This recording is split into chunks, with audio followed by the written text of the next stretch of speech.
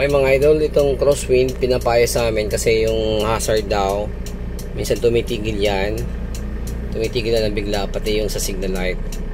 So yan, i-observe muna natin kung talagang tumitigil yan bago ako mag troubleshoot.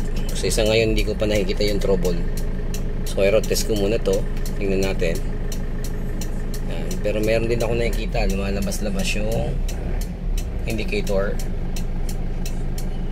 na indicator ng battery, tsaka yung fuel filter warning light, yan na isa, yan, nag-blink din. Pero yun ang pinaka-concern nya, yung sa signal light. So yan muna lang ayusin natin.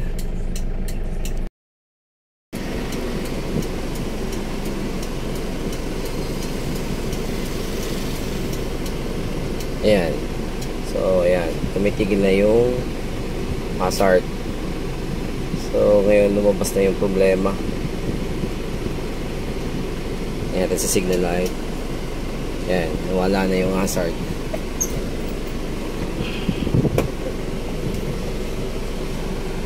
So i-off ko yung switch. Hazard ulit. Off. Hazard. Wala talaga. Ayan, wala na naman. Yan, meron na naman.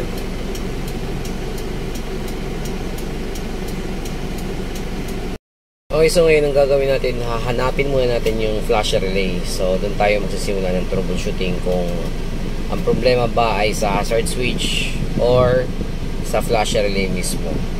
So hanapin muna natin yung flasher relay. Dadaday dito sa may lalim ng dashboard.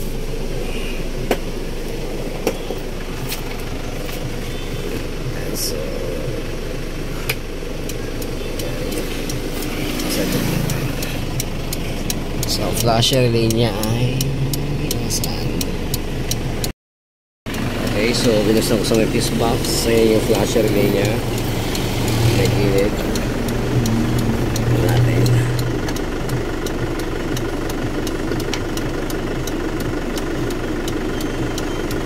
So eto, ayan yung flasher relay niya.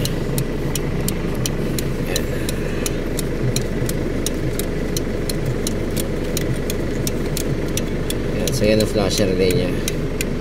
Okay, so once na tumigil mag-flash, tatanggalin natin yan at titingnan natin kung may supply galing dun sa hazard switch. So kung may supply naman galing sa hazard switch, then ibig sabihin talaga sa flasher relay ang problema. Okay, so yan mga idol, okay na yung hazard nya. So hindi na tumitigil. So ang ginawa ko, yan, palit ng flasher relay. So yun talagang problema niya. And kasi nag-malfunction pati yung signal light. So talagang isa yan sa mga simptomas ng sirang flasher relay. So yan.